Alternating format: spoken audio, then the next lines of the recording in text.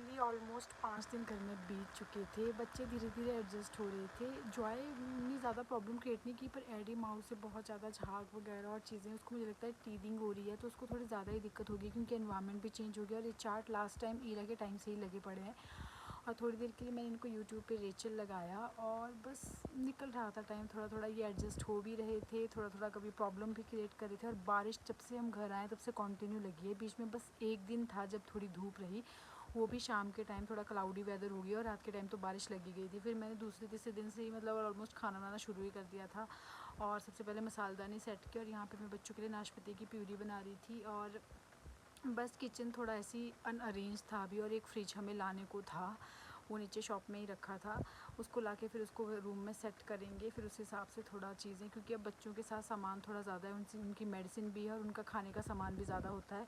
और एडी तो मुझे लगता है कि वो अपने बर्थडे तक खड़ा होना शुरू ही हो जाएगा, क्योंकि वो स्पोर्ट से खड़ा हो रहा था, बैठ रहा था, काफ़ी ज़्यादा फास्ट क्रॉल कर रहा था, तो मुझे लग रहा था काफ़ी तेज़ है। और ईरा फुल मस्ती कर रही थी। उसने आते ही दूसरे दिन सबसे पहले तो अपनी अम्मा की लिपस्टिक लेके अपने मुंह को, अपने हाथ पूरे कलरफुल कर दिए थे। लेकिन उसके ऊपर गुस्सा करने का मन नहीं कर रहा था, क्योंकि अपनी सेकंड प्रेगनेंसी के बाद ईरा ने काफ़ी सफ़र किया है और पूरा 1 साल उसने एक कंटेन एरिया में ही निकाला है, और काफ़ी मुश्किल रहा उसके लिए। तो हम उसको थोड़ा मस्ती करने दे रही थी, उसको ज़्यादा कोई परेशान कर नहीं रहा था। और ऊपर से बारिश थी तो बेचारी करे भी तो क्या करे। और सामान कुछ भी ढंग से अनपैक हुआ ही नहीं था, ना तो हमें प्रॉपर तरीके से कपड़े मिल रहे थे, और किचन का थोड़ा सा सामान मिला जो अरेंज किया। और यहाँ पे इनके पापा बना रहे थे खाना, और रूम में काफ़ी ज़्यादा सामान इधर उधर पड़ा हुआ था।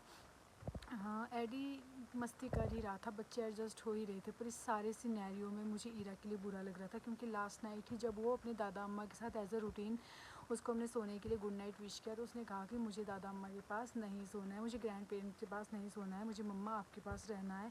पर जैसे कैसे उसको थोड़ा सा इमोशनली या थोड़ा सा बेवकूफ़ बना के उसको लेके गए नीचे, लेकिन मुझे स्टेयर पर से सुनाई पड़ रहा था, वो थोड़ा शाउट कर रही थी और वो मना कर रही थी कि मुझे मम्मा के पास ही जाना। और मुझे ये चीज़ बहुत ही बुरी लग रही थी। मैं लिटरली ये वेट कर रही हूँ कि एडी और जॉय कब थोड़े बड़े हो जाएं कि किसी और के पास भी रह सकें, और मैं ईरा को अपने पुराने तरीके से ही, जैसे उसको संभालती थी, अपने पास रखती थी, वैसे ही रखने का मन है। क्योंकि ईरा के साथ एक अलग ही तरह की अटैचमेंट है, और ऊपर से उसने मेरी दूसरी प्रेगनेंसी के साथ हमारे साथ बहुत ही ज़्यादा इक्वली सफ़र किया है अपनी एज के हिसाब से, और काफ़ी ज़्यादा उसको इमोशनली भी थोड़ा ड्रेन हो गई थी वो।